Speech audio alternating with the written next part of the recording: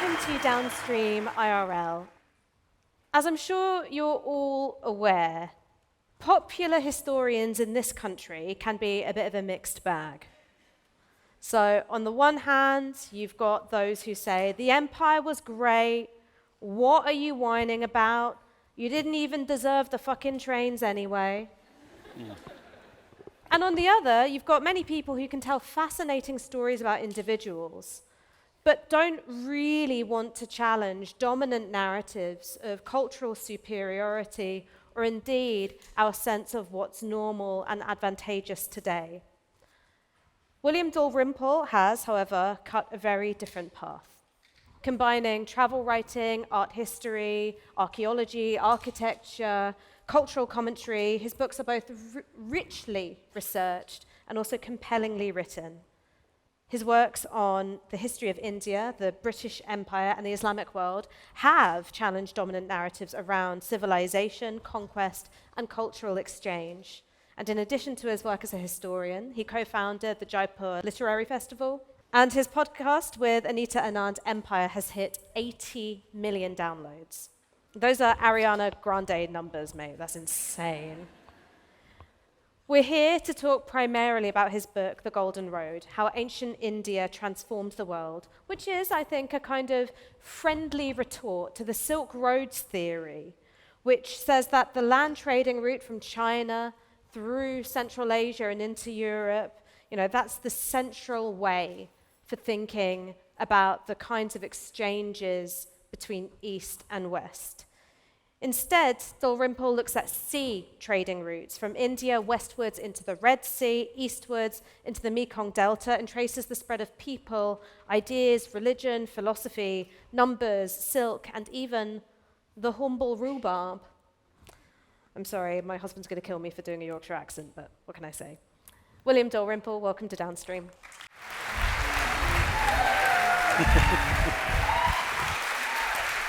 Thanks. I love that you're walking on with a can of lager. Not just any old lager, hell's. Let's just jump into it. Sure. I'm Alexander the Great. Less of the skepticism, please. I'm Alexander the Great. I never doubted it, Ash. And I've done a load of conquering. I finally show up in India. What am I making of what I find in ancient India, and what are they making of me? Well, the second question first. There's not a single reference to Alexander the Great in any Indian source. What? Why do I so many Indians called Secunda then? What's going on? So we think of it as this sort of extraordinary moment in Western history with this great conqueror. Indians shrug it off and no one records it. No one even knows. I mean, some Indian historians doubt that it happened. I think it did happen, but it's so unimportant in the wider flow of things in India, so it's said, that it's simply not recorded. But what he comes to, and what develops in the centuries to come, is a civilization about which, in the West, but astonishingly in this country, which had 300 years of relations with India, and has this enormous Indian population here. It's astonishing how little we know about ancient India in this country. To give one example, I suspect everyone in this audience knew about Archimedes in his bath shouting Eureka by the age of 6, 7 or something. You're really overestimating the quality of my education, but sure. But it's a name which the idea of this Greek in his toga or whatever it is, shouting Eureka, it's something kids learn about. Equally, by the age of 10, most people have come across Pythagoras and his theorem. Now, that's all very well, and Joe will be very pleased that we're studying all these wonderful Greek figures. But we should also know, and we don't, names like Aryabhatta and Brahmagupta, who the South Asians in the audience will know this and have uncles that have sent them WhatsApps about it from their childhood. But all the all the white Brits have never heard of these people. You can go to universities, you can go to Oxford and Cambridge, and simply these names will not register. But they are crucially important. Aryabhatta, in about 350 AD, comes up with the exact circumference of the Earth, the distance of the Earth to the Moon, the distance of the Earth to the Sun, the fact that we live in a heliocentric universe, that the Earth goes round the Sun. Lucky guesses. No, because he gets the figures exactly right. And that's 1,000 years before Galileo. Brahmagupta, who takes his ideas forward, Brahmagupta's sitting on a mountaintop in Rajasthan, a place called Mount Abu. And he's meditating on this idea of sunya, which is an idea in Indian, both Buddhist and Hindu civilization, about the void. And he comes up with definitions of zero. So zero is, for example, the number you get when you subtract a number from itself. And he realizes that zero is not just an absence or the space between positive and negative. He realizes it's a number with its own qualities. And therefore, you can do, well, number one, place value. Tens, hundreds, thousands, tens of thousands, hundreds of thousands. You can also do things like algorithms and algebra and all sorts of fancy mathematical tricks. And it's basically Brahmagupta who takes zero, adds it to the existing 9 Indian number symbols, and creates our numbers. And what's the relationship between Indian numbers and what we call Arabic numbers? They're the same. We call them Arabic numbers because we got them from the Arabs. But the Arabs get them from India, and they still call them Hindi numbers. They remember where they get them from. We've totally forgotten it. And there's this whole extraordinary history of how these Indian numbers, along with many other things, such as quite possibly the plan we all have of universities. When you go to Oxford and you see these courtyard after courtyard running down Oxford High Street, you see exactly the same plan at the Indian University of Nalanda in about 600 AD. Other ideas, like chess, when chess is an Indian game originally, comes through Persia to the West. When you say checkmate today, you're speaking Farsi, though you don't realize it. Shah Mat, the king is dead. Oh yeah, and Rook comes from the Farsi word for a chariot. And it's the same word as Shah Rukh Khan, for the Bollywood fans in the audience. Our minds just exploded. So it's through, one of the early viziers of Baghdad, in fact, the family that create Baghdad for the Abbasid caliphs in the 8th century, are a family originally known by the Sanskrit name Pramukh, which just means boss in Sanskrit. That's Arabicized to Barmakid. And the Barmakids bring in the works of Aryabhatta and Brahmagupta. It's translated into Arabic by a guy called Al-Khwarizmi. Al-Khwarizmi comes from what's nearly the Aral Sea, from modern Uzbekistan, comes down, translates it. And he produces a book which he calls, he brings in a bit of Euclid, he throws in some Western ancient Greek mathematics too. And he writes a wonderful book called, with the snappy title of the Book of Completion and Balancing According to Hindu Calculation. But that's too long, even in Arabic. And so everyone just knows it by nickname, Algebra.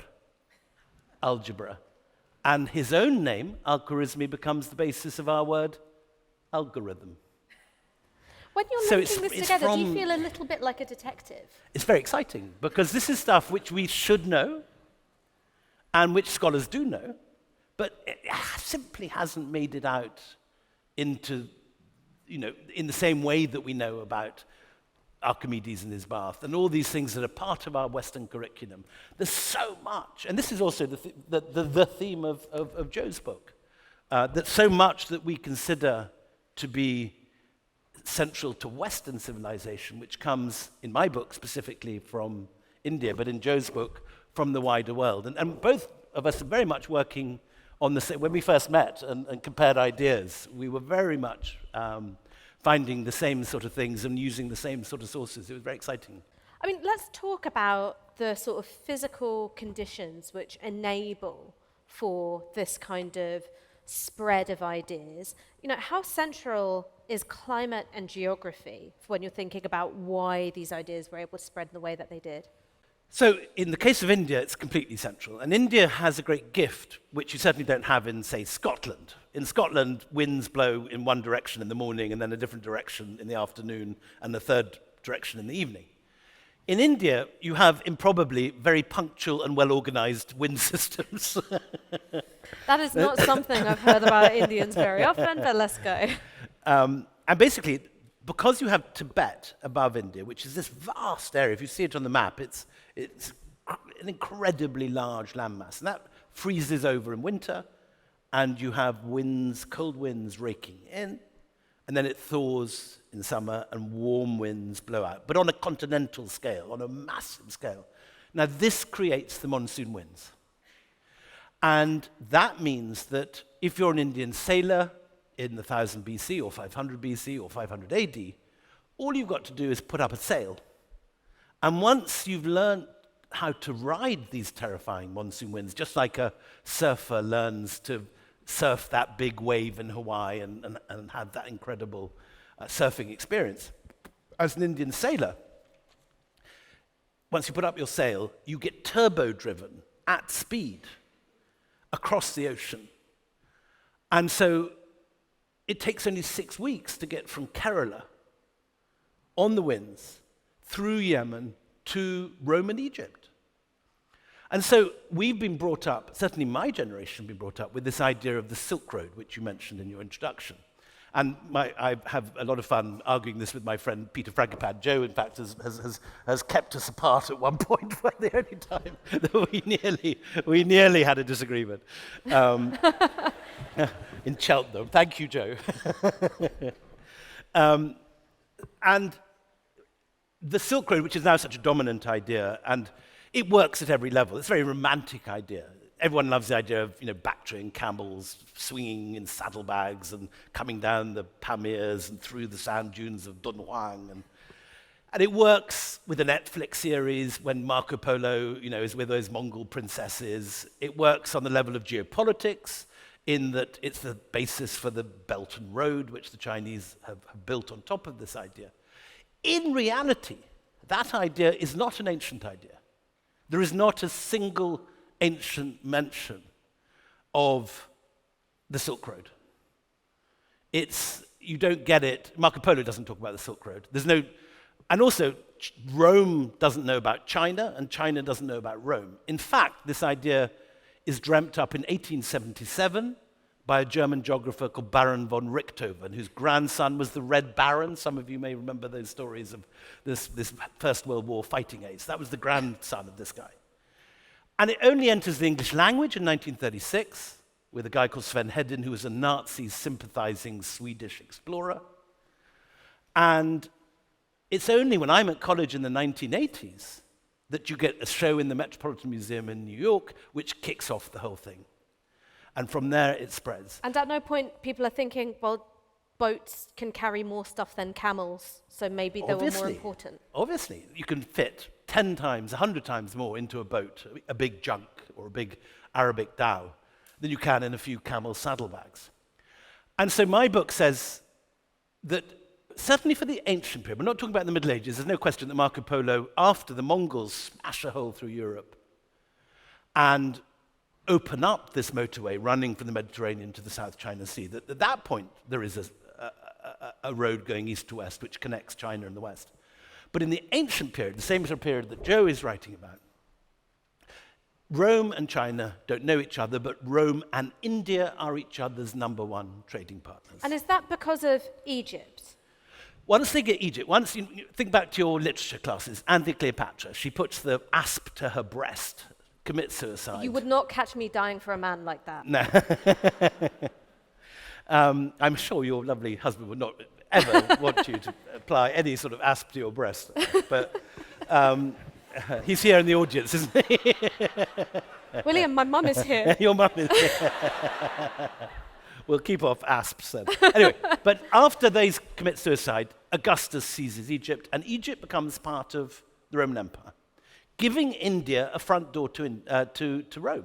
because it takes only 6 weeks sailing on the monsoon winds to go from the Red Sea coast of Egypt through Aden to, well, 3 big ports. One near modern Karachi at the mouth of the Indus, called Babarakum. Another one in Gujarat, called Gaza.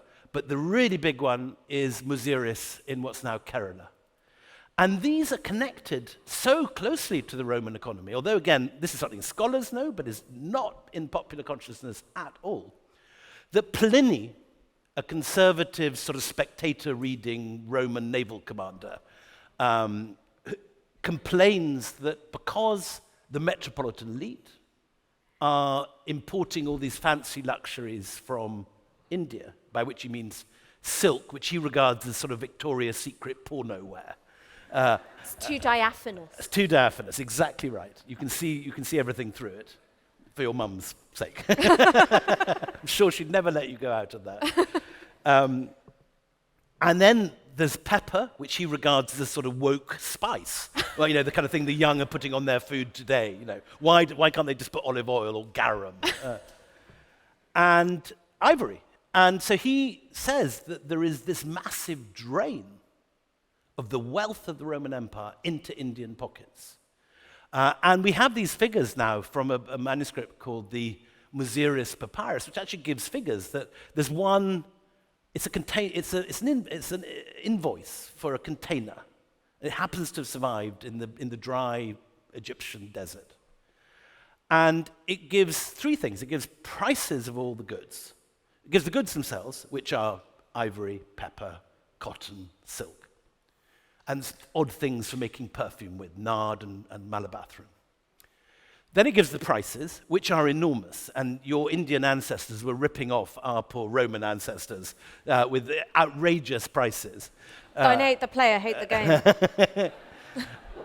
And then finally, in a nice sort of Trumpian moment, the tariff, that the 1/3 tariff that the Romans were putting on Indian imports. And this is now very important because economic historians have been playing with these figures. And they're coming out with ideas that maybe as much as 1/4 of the Roman imperial budget came from the customs take on the Red Sea. And this one container described in the Muziris Papyrus, which talks about something like 250 tons of ivory in this container. So a lot of dead elephants and a lot of pepper, 250 amphora full of black pepper. That sort of. If that container actually made it to Alexandria and was sold for the prices declared on this declaration, the importer would have been the Elon Musk or the Larry Ellison of Roman Alexandria. And so what's the effect of all of this Roman gold flowing to India? What's that doing in terms of the creation of, it's not right to talk about an Indian ruling class. Of course, you're talking about multiple kingdoms and principalities and all of that kind of thing. But what's the effect of Roman money on Indian culture? So there's 2 points. First of all, about the existence of India as a notion. India is an ancient idea, and you have people. The other name for India in the constitution is Bharat. Bharat is there in the Mahabharata, which is coming into final shape about 300 AD.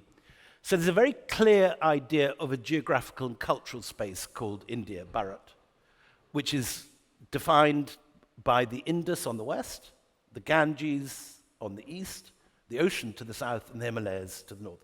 But within that, you have 70 or 80 different kingdoms. So it's legitimate to talk about India, but it's not, we shouldn't conceive of it as one nation state. It's a cultural world which was hugely divided, but which shares often a number of ideas from top to bottom. So India is a real space. What was the second question? What was the effect of Roman money on Indian culture? Becomes very rich. And India has already this very sophisticated guild system. There's a guild called the 300, which is a bit like the Iron Bank in Game of Thrones. They're completely kick-ass. And they are guilds which have assassins. We have inscriptions of a corps of assassins. So if you if you kill, a brigand kills a member of this guild as he's wandering through the Himalayas, they send these guys after them. Sick. No, quite good. Then they also have their own soldiers and their own war fleets. So they're a bit like the East India Company. I hate to break it to. It's the same idea, and they have their own foundation. Now, what happens is that when Rome falls, which it does in mid-5th century, and those two big ports, Berenike and Myos Hormuz, on the Red Sea coast of Egypt, which have been receiving this huge waves of Indian imports, when they're abandoned, there's a big problem in India, because suddenly this gold, which has been pouring, bucketing, draining in Pliny's usage into Indian pockets, that ends. And it's the guild, the 300, which pivots. And so instead goes, we're going to look to Southeast Asia instead. Exactly that. And that's the moment, around 500, exactly the moment as Rome is falling, those ports are being abandoned, Roman gold is no longer arriving. That's the period that you get in the Jataka stories of the Buddhists, in the Ramayana, in the Mahabharata, references to Savarna Bhumi, the lands of gold. And what's happening is they're not getting gold turning up from the west anymore, so they have to look east.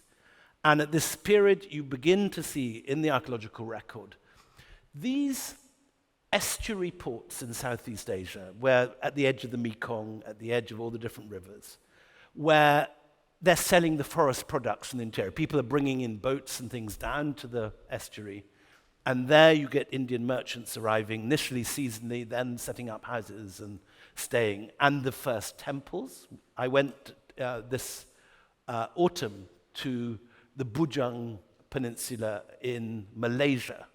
And there you can see the first temples built by Indians in about 500 AD, very simple square base structures with a veranda, dedicated with lingams showing the worship of Shiva, but also Buddhist temples. And from about 500 AD, you begin to get this massive infusion of Indian ideas into Southeast Asia. And this, over a period of 1,000 years, culminates in the largest Hindu temple in the world, even now, is not in India. It's at Angkor Wat in Cambodia. I mean, how extraordinary is that? That and it's also one of the largest religious monuments in the entire world, I think, out of any The largest religious monument in the medieval world, correct. The fact that it's so far away from the Ganges and from the sort of, cultural and spiritual center of India. How does that happen? Well, it's far away from the Indian Ganges, but it's on the banks of another Ganges, because when Indian ideas take over... There's two Ganges, because I'm about to call up my GCSE geography teacher and ask him. So you'll know it. So what do Indians call the Ganges? Ma Ganga. How do the Khmer pronounce Ma Ganga? Mekong. The Mekong is the Ganges. And so you get... You're taking the piss. So just like you get... So just like the Brits take names like Perth to Australia and York to New York, so Indians take Ayodhya, the capital of Lord Ram, and they build a new one outside Bangkok. They build a new Kurukshetra, which is the great battle of the Mahabharata, in Laos. And all the main Shaivite shrines of India have counterparts in Cambodia, those big pyramid temples that you see all over Cambodia. So you get... What's fascinating, though, is that this is not a conquest of the sword. This is not. Earlier Indian nationalist historians of the 30s tried to turn this into a sort of, we've got our colonies too. And they were wrong in that these were not conquests. But was there some element of violence? No, at all? Not that we have any really clear evidence of at all. No, it's much more interesting. It is genuinely an empire of the spirit, not an empire of the sword. And was there conversion? Because, Islam, we make it very easy for people to convert. I could convert all of you right now, like that, very, very easy. Hinduism, it's sort of like, well, it's your fate to be born a Hindu, and if not, better luck next time. So what you get is that there is specific benefits for specific people at this period converting to Hinduism as opposed to Buddhism. So while you've got Indian ideas circulating at large in Southeast Asia from 500 AD on, the merchant class like Buddhism, because just like today, if you're a business, you can greenwash with a bit of sustainability talk your business, and however much carbon footprint you're generating with your data or whatever it is, you can buy it. The same is true in Buddhist thought, in that the merchant who's done hideous things to gather his fortune just donates half of it to the Buddhist temple, and bing, or karma, it's karma wash. So the merchants, counterintuitively, we have this idea in the West of Buddhism being this very otherworldly religion. It isn't. It's actually a religion strongly linked to capitalism and to trade. And in the first inscriptions that we have, Buddhist inscriptions we have in India, it's the merchant classes who are not only subscribing to it, but carrying it around the trade routes. So it passes as quickly as it does, because there's this nexus between the merchants and the Buddhist monasteries. So, for example, in Andhra Pradesh, there's a very nice inscription of a man who calls himself a Mahanavika. Now, Mahanavika in Sanskrit means a great sailor. And he gives a little bit of his life story. And he says, the monks lent me enough money to buy a boat, and here I'm recording that I repaid their debt with interest, which, as agreed, so the monks had an interest rate. And they had slaves too, we know from other inscriptions. So this idea of this otherworldly religion, all religions are in the world and take on the world. And Buddhism is no exception to that. So anyway, the Buddhists are very much part of the trading world, and Buddhism travels on the trade networks. It's the kings and the ruling classes like Hinduism, because Hinduism, although we have post-Gandhi this idea of Hinduism associated with ahimsa and non-violence, in reality, in the classical and early medieval period, Hindu kingship is all about being a successful warrior. You want to be like Lord Ram. You want to be like Arjun in the Mahabharata. You want to be like Lord Krishna with his chariot. And kings do not like Buddhism because it requires them to be non-violent, and there's no point being an early medieval king if you're not a warrior. So when Hinduism goes to Southeast Asia, it's very much part of the courts. And so the Brahmins come over from India with their literacy. They bring particularly not only Sanskrit, which becomes the lingua franca all the way from Kandahar in Afghanistan to Bali in Southeast Asia, like French in Tolstoy's Russia or Latin in medieval Europe. And they also bring a particular Indian script, which is called Pallava Grantha or Southern Brahmi. This is the curly one. The curly one. So North Indian scripts, like you write in Hindi, you have the washing line with the letters coming down. But you can't draw that straight line in the South because you're writing on palms.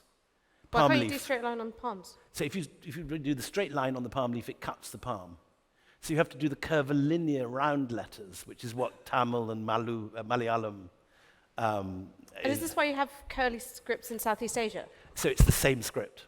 So the Pallava Grantha, which is the basis of Tamil and Malayalam, is also the basis of Pew, Mon, Khmer, Thai, all the pre-Islamic scripts of Southeast Asia.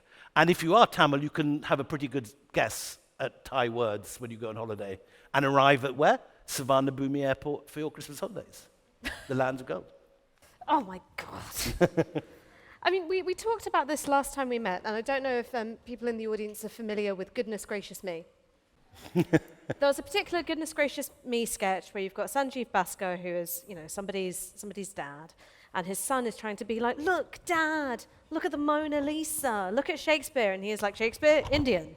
I mean, when you're going through a book like this, and you're like, algorithms, Indian, algebra, also Indian, Southeast Asia, Indian, all scripts, seemingly, rhubarb, pepper, silks, ancient Rome, Indian. Is there ever a moment where you go, ooh, am I doing the bit? So there's also, this is something that is very big with Mr. Modi, and I was very keen not to sort of play that whole Hindu nationalist game.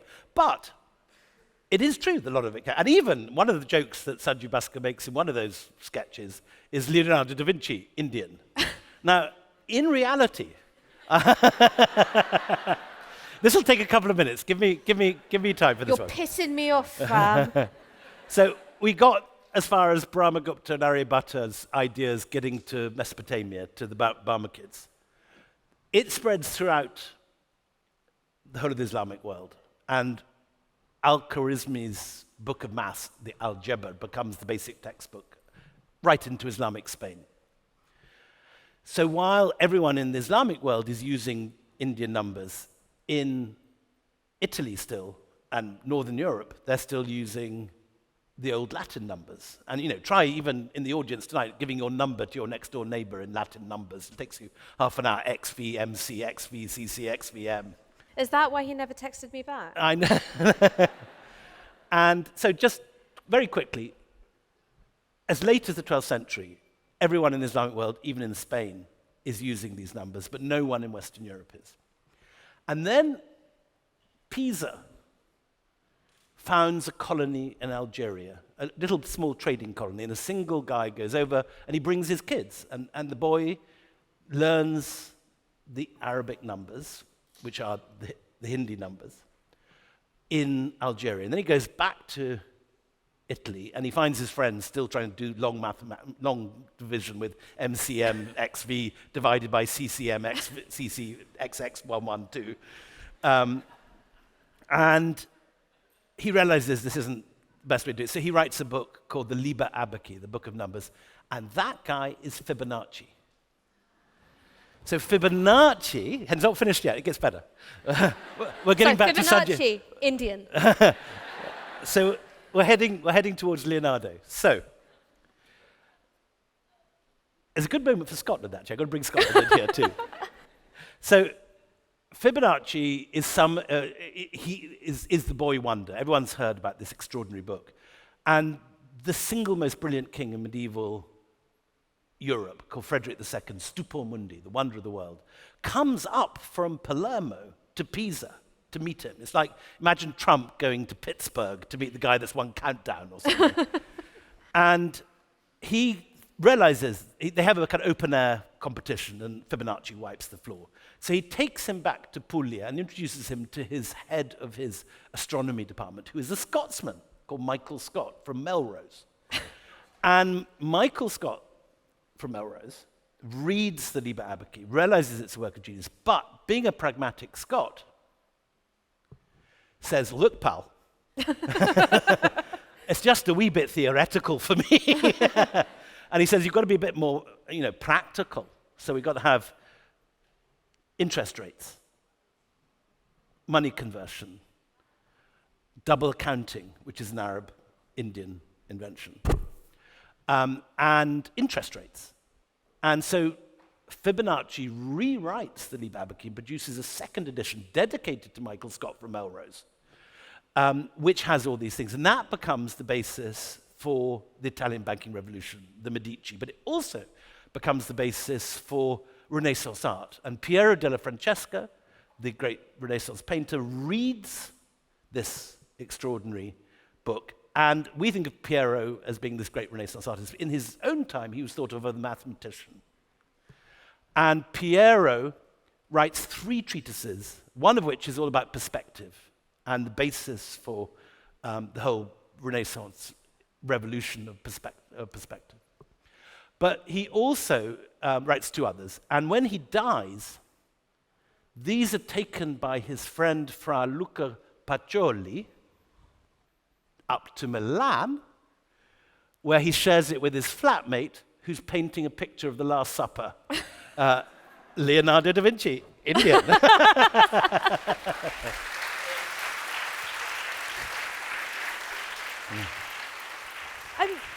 I'm interested in how very different political cultures would have understood one another. So Buddhism spreads eastwards from India to China. How would Chinese royal courts have thought about Indian culture if they did at all? So again, in the Silk Road myth, there's this idea that China is the terminus of the Silk Road. It's where all ideas begin. Gunpowder, printing, books all go from there westwards. But what we forget is that one of the most important, arguably the most important religion in China is an Indian religion, Buddhism. China, Indian. And it's carried this great university which I mentioned, Nalanda, which is the main center of the Buddhist world. This incredible monk called It used to be pronounced Huan-Sang in the old thing, but Xuanzang is how he's pronounced today. And he comes over from China, copies out 500 manuscripts in Nalanda, which he then takes back with him on a whole caravan back to China. And the Tang Emperor, Taizong, sets up this whole translation bureau and allows Xuanzang to copy out all his manuscripts. And at the same time, Taizong has taken into his bedroom a 15-year-old concubine called Wu Zetian. Now, Wu, it turns out, is a bit of a piece of work. And she gets rid of the empress, and when Taizong dies, she manages to pivot from his bed into the bed of his son, Gaizong. And again, don't hate the player, hate the game. She then, first of all, becomes chief concubine, then empress. Then when he has a stroke, she becomes the regent. And then when he dies, she becomes the only woman emperor in 3,000 years of Chinese dynastic history. And she does this, just like the Tories brought about Brexit with all those dodgy think tanks in Smith Square and Tufton Street. Wu Zetian has her own think tank called the Scholars of the Northern Gate, the Tufton Street of early medieval China. And they basically make Buddhism and Indian religion the state religion of China for her reign. And she relies on the Buddhists because in Confucian thought, women are inferior and cannot rule. But the Buddhists don't have this rule. And the monks come up with a whole lot of dodgy prophecies saying that she is the reincarnation of Maitreya, and she's not only the just emperor, but she's also the Buddha incarnate. So she has complete control of China for 50 years, and she imposes Buddhism on China and on the Chinese court. The Taoists and the Confucians are reduced in status at court. Now that's only one generation, and the Buddhists and Confucians, the Confucians and the Taoists come back next. But for that period, an Indian religion rules supreme in China and remains very important throughout the rest of Chinese history. So you can argue that India, in a sense, is the most influential, in this period of the 7th century, the most influential force in the whole of Asia, and it's much more the center of things at that period than China. So how is it that Sanskrit, goes from being the sort of like dominant script and, dominant language for political culture to it being replaced by Persian? So in the 11th and 12th centuries, you have a whole series of migrations, rather like Joe talking about the Bronze Age collapse. In this case, you have the Turks coming in, the same cousin tribes. One lot goes, smash through the Byzantines, Battle of Manzikert, take over Anatolia and become the Turks of Turkey. But their cousins smash through down into India, and by the early 14th century, there are Islamic Turkish sultanates as far south as Madurai in Tamil Nadu. So the first thing is the arrival of Islam, which brings with it is Persianate culture and makes Persian the dominant language. But the next thing that happens, which we often forget, and in modern India, there is this massive dislike of the Islamic eruption, and there's a whole school of thought that says that kind of the Muslims destroyed everything, is the idea. But what is not remembered is the next thing that happens is that the Mongols appear.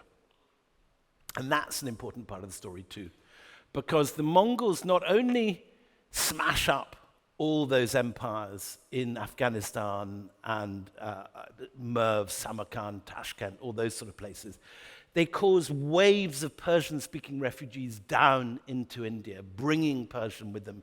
And so that's the point at which Persian becomes the language of court culture in India. But it also means there's a hostile border at the north of the Punjab, where you have the Mongol Empire to the north, and that now stretches to the Mediterranean. So it goes east-west, but it doesn't go south of the Himalayas. And so India is locked off at this period, and no longer has this period, no longer are there the overland routes to China. They're closed at this.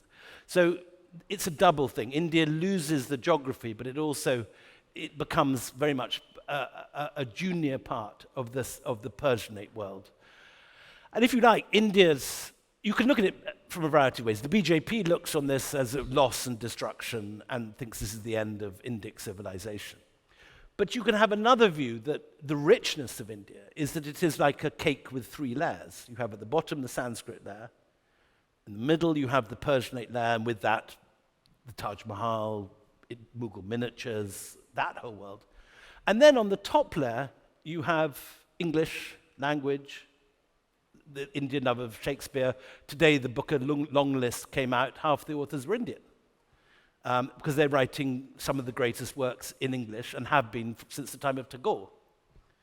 So English becomes an Indian language as well. And it's that.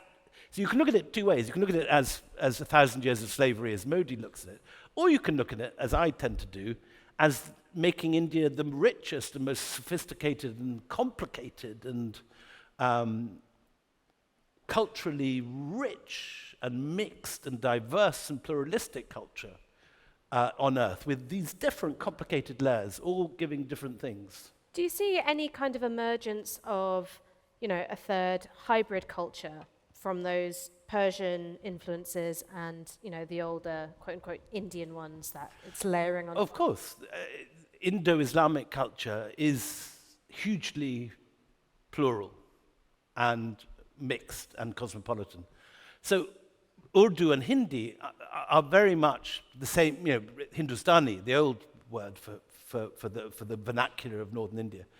It has the two worlds. It has Sanskritic-derived words, but it also has the Persianate and Arabic worlds. And the whole of North Indian culture is about that hybridity, which is, since partition, that has been, the Pakistanis emphasize the Persianate and the Arabic, and the Indians emphasize the Sanskrit and the vernacular.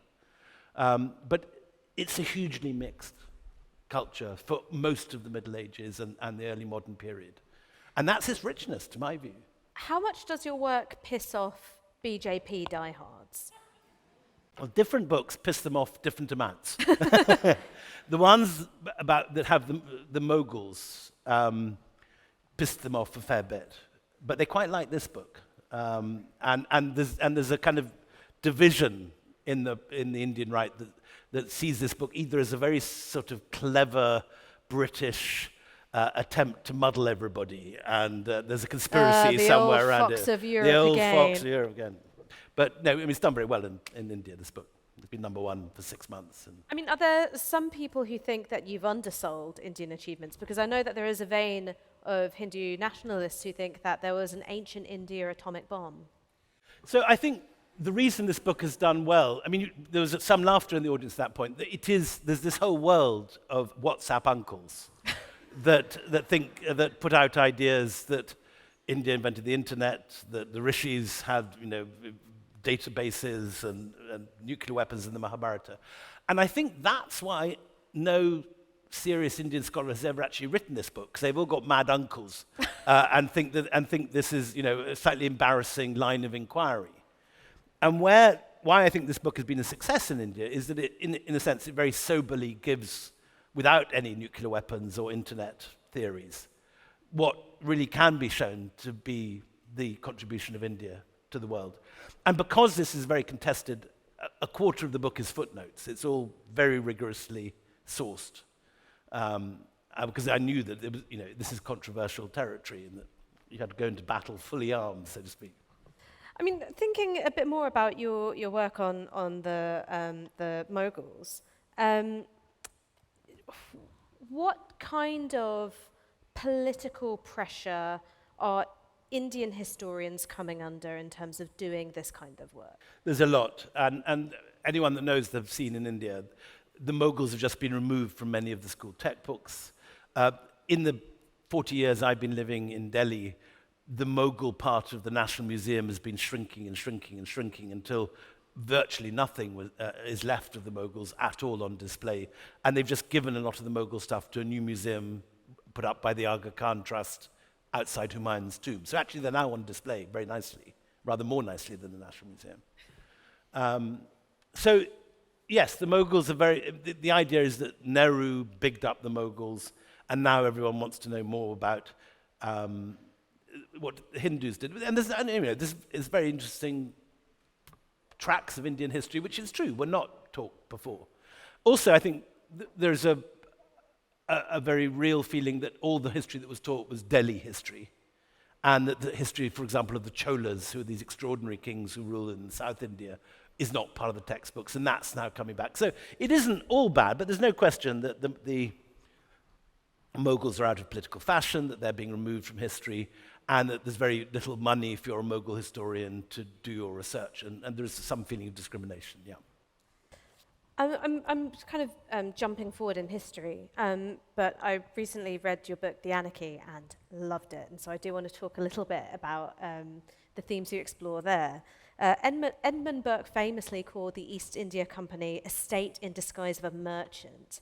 How did it become so powerful, and did it have help from Indian insiders?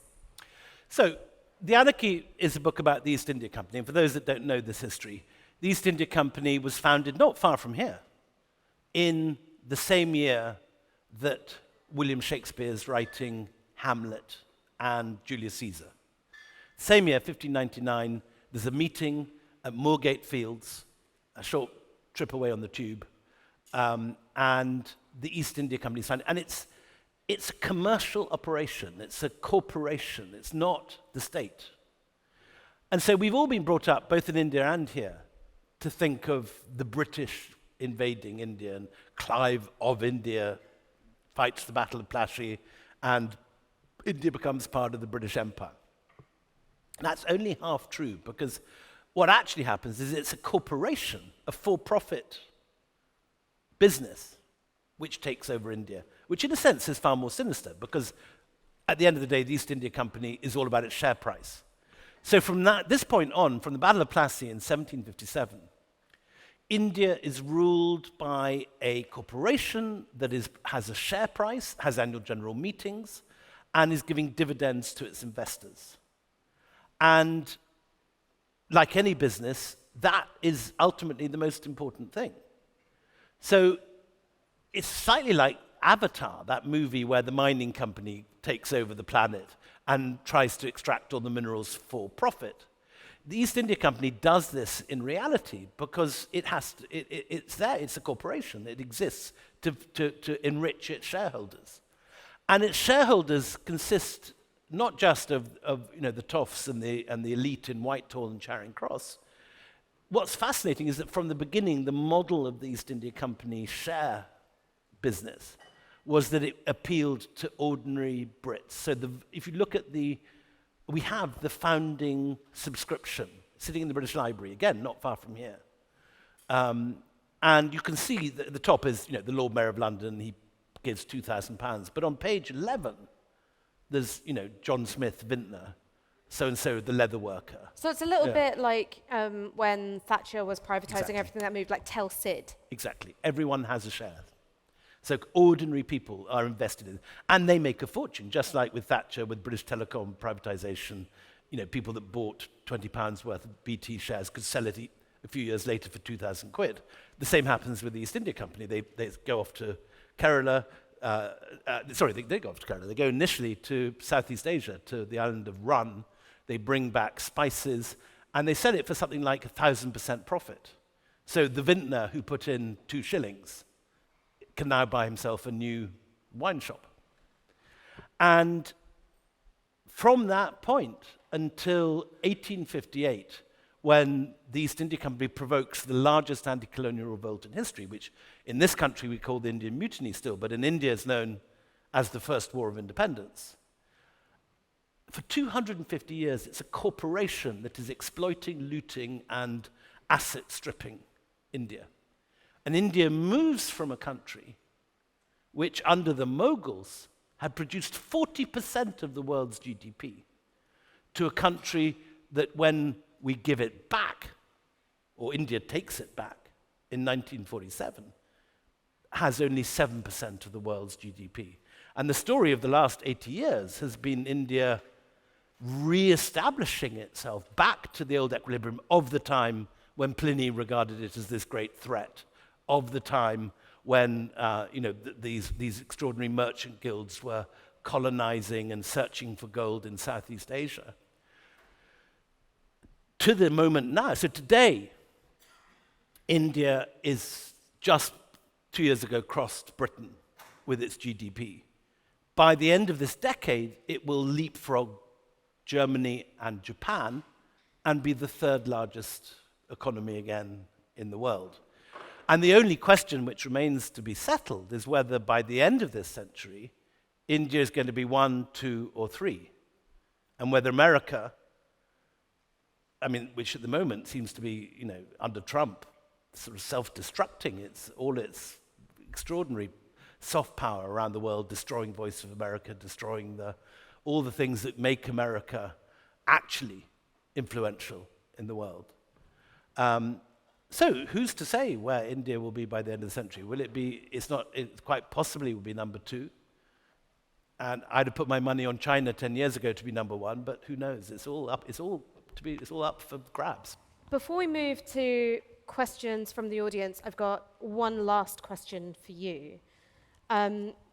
You've been outspoken in your criticism of Israel's genocidal war on Gaza. Thank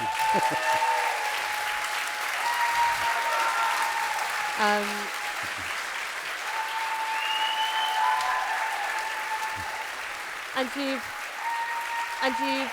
You've also been someone who has shown a real interest and participated in the Palestinian Literary Festival, real involvement in Palestinian culture.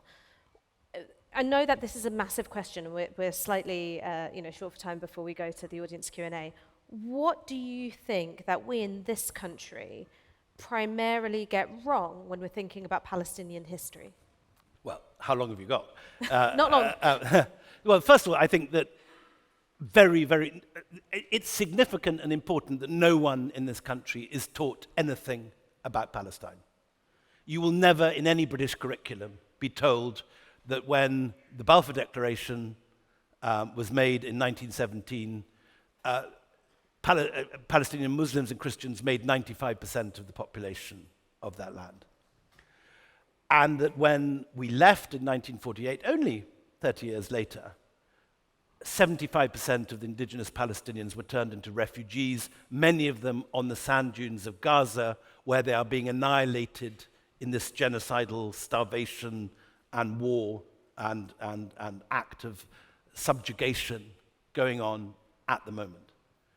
So it's very important for us all in this room to realize that it is our politicians who are responsible for this.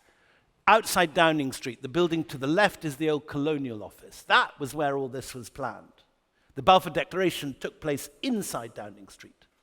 We created that mess that has left the Palestinians refugees, continually subject to aggression, genocide, destruction, dispersal.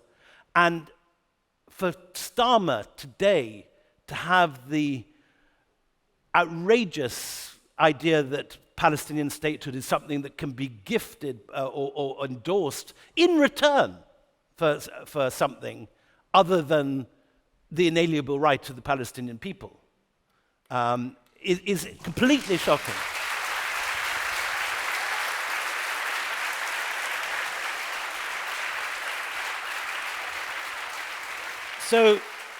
So we are the country that created this mess, and it's very important that we make sure that there is a serious solution to this problem, which still, although increasingly difficult because of the policies of Netanyahu over 20 years, I think is a two-state solution. Others would disagree and say a one-state, but I don't think the Israelis will ever agree to that. A two-state solution, I think, is still achievable, and we need to work. Even now? I think it's still achievable. The settlers can be sent back. They've only been there 20 or 30 years. The settlement blocks can be, but it needs pressure, obviously. It needs sanctions. It isn't not just a little Starmer tap on the wrist and Lamy putting out a Facebook post or something. We need to have sanctions. We need to have action by our politicians, and we need to recognize our responsibility for creating this mess and doing something about it actively in real time, no longer welcoming the head of the Israeli Air Force as we did only 3 weeks ago in the middle of the genocide when he's bombing everyone. No longer training Israeli army, which is what we're doing at the moment at Sandhurst. No longer doing the intelligence flights, which was told at the Israeli embassy do at the British Museum a month ago as Britain's contribution to the war effort, then denied on the Today programme by Lamy on Monday. I think completely, I think it was an untruth. I think we have been, by all accounts, we have been doing these intelligence flights and are actively engaged with the aggressor in this genocide. So that's got to end. That's got to stop. We've also got to educate ourselves. We all need to read much more about this. There's brilliant. My one bit of bibliographic advice is wonderful Ian Black, who's the Guardian correspondent, Enemies and Neighbours, most brilliant primer. If you don't know this stuff, you need to know it. And that is the most neutral book I've read, but which gives both sides very well. I'm at the moment working on a 12-part history of Gaza for the Empire Pod, which we're going to release in September, which the opening batsman is Joe Quinn, talking about talking about the Philistines. And just to finish the question, of all the kind of things I've learnt in the course of studying for this, the most interesting to me was I thought it was the Romans who came up with the word Palestine. But in actual fact, Palestine is a word as old as literacy itself. It's in the Egyptian form, it's Peleset in the hieroglyphs. The Assyrians talk about Palestina. Herodotus talks about Palestine. The father of history says that Palestine, and he says there are Arabs where Gaza is. So it's a long, complicated history. Many people's... the Levant is the most fantastically mixed and plural and cosmopolitan part of the world. Every port has mixtures of people. And that's true of Palestine too. And people are coming in and out. It isn't just it's one people sitting there. There's migrations in and out throughout the whole of history. But there is always this group of people. And the DNA of modern Palestinians is almost identical to the Bronze Age people that... which Joe was talking about from the Bronze Age collapse from the first half. They are the same people that have always been coming in, mixed with different groups, plural and mixed and not pure, but a mixture of everything. A chutney, what Salman Rushdie calls a chutnified mix of people. But they've always been there. And they need to have a state. Now is the time. So we need all of us to work for that and to pressurize our politicians. Everyone write their MP tonight. Thank you so much.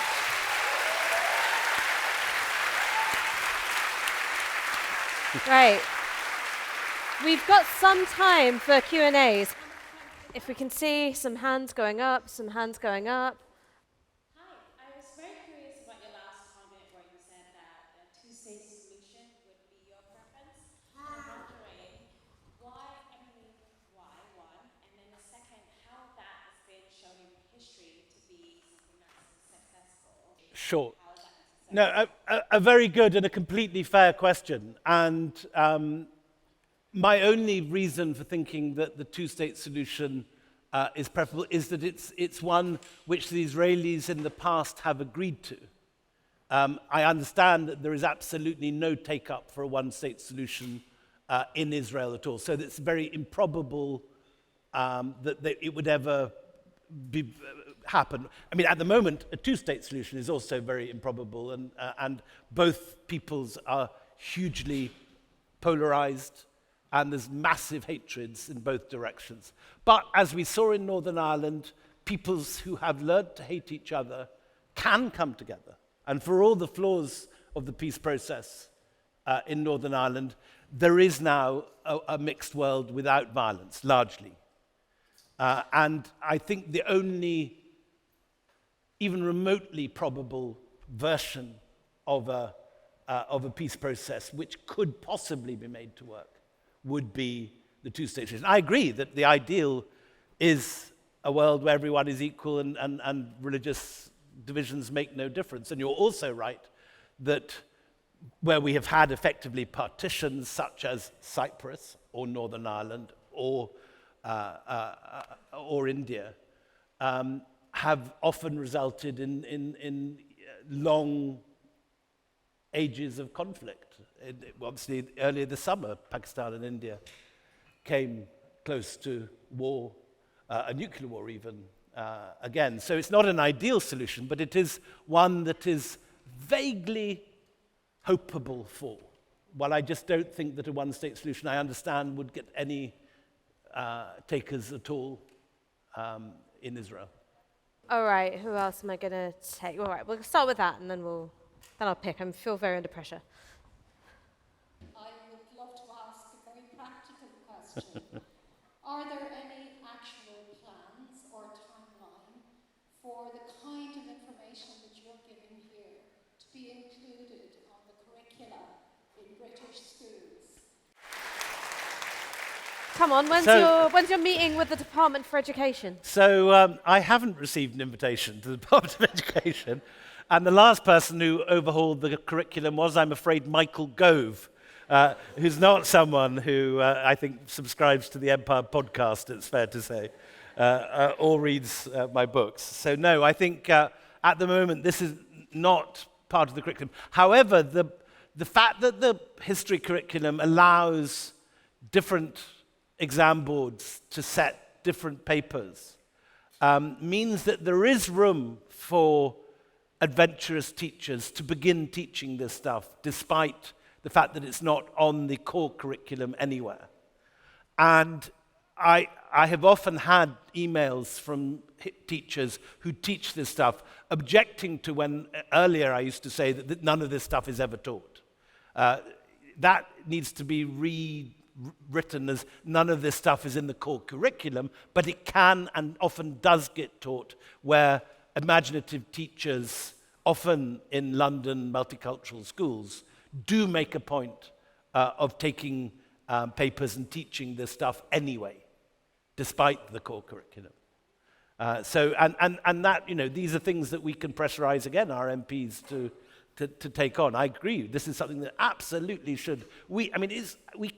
Every day the news is dominated by Palestine and Israel, and none of us are taught this. Just as 20 years ago, none of us were taught about the British colonizing Ireland, the potato famine, the various horrors inflicted on the plantation system, and so on. And we didn't understand why bombs were going off in pubs in Guildford, and so on. We really need to understand this stuff. It's crucial to help us understand the world around us.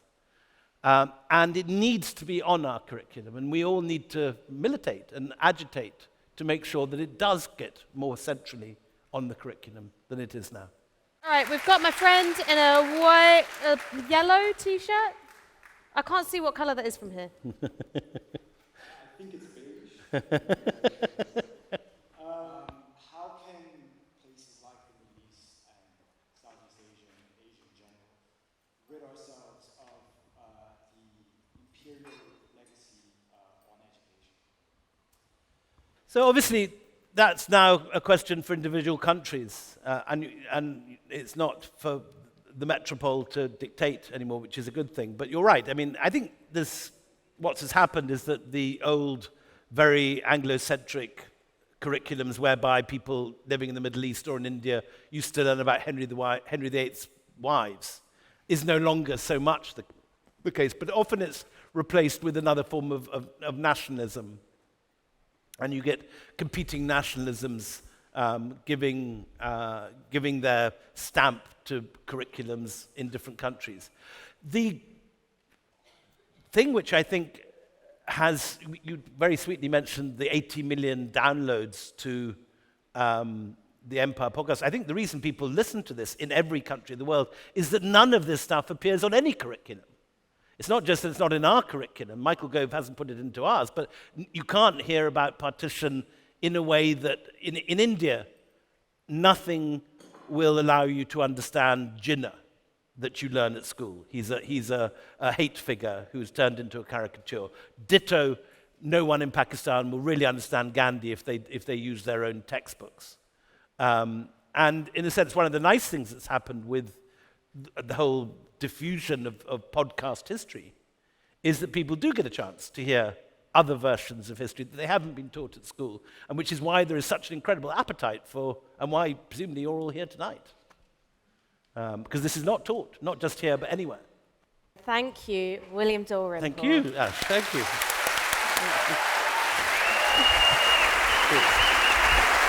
All right, lead the way. I get so polite. Got the shoes.